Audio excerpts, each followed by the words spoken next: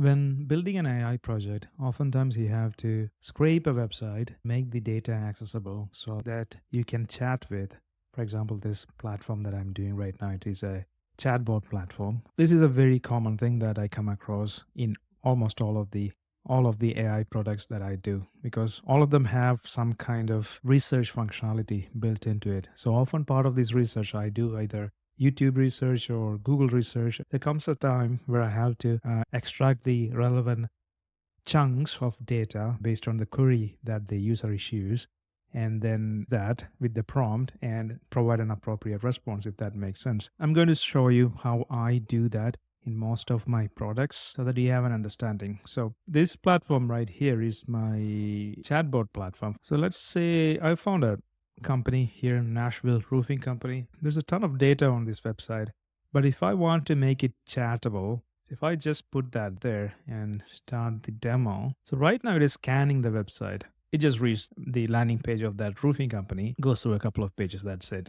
And once that is done, you can talk with it. This is the idea, giving a chatbot service to specific companies in a local area. At Nashville Roofing Company, we offer a variety of services, including residential roofing, commercial roofing, etc. So let's see if I can extract some kind of information from the website. Do I need to replace my entire roof it leaks? Let's just ask it. Like here, they seem to have a chatbot here already. Do I need to replace my entire roof it leaks? Didn't come back with everything. Maybe they're not operational right now. Let's see with the thing that we did.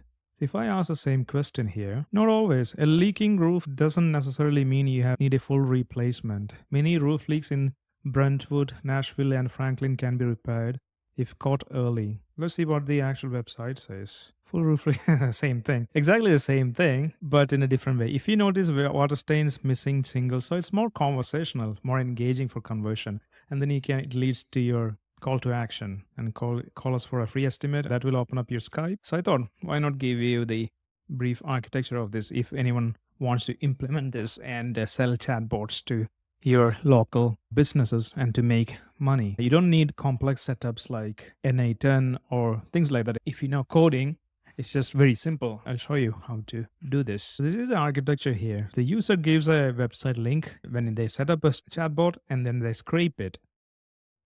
This is nothing complex. What it does is a simple fetch, nothing fancy. And we scrape that and we remove all the HTML elements, extract the clean content, which just does this. We have a constant that defines every sort of like other elements other than the body.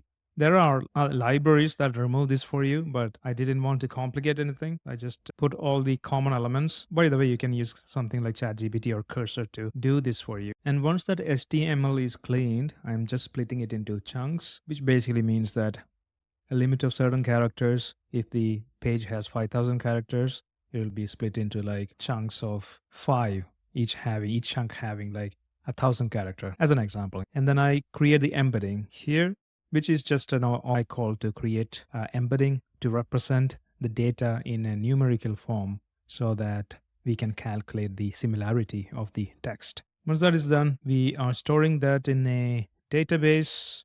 That is pretty much it.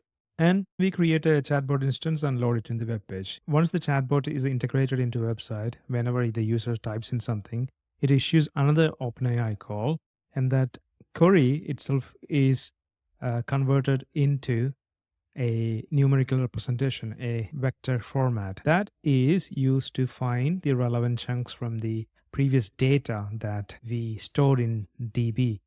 And once that is found, the relevant chunks is put into a prompt saying, you have the user's query and using this data, answer the question. And if it finds an answer, it will answer it. Otherwise, it won't answer it. Very simple thing to do. If you don't want to use custom scraper and you want a bit more advanced feature, you can also check out this nifty website. I'm not sponsored by them or anything, but I just like their pricing structure.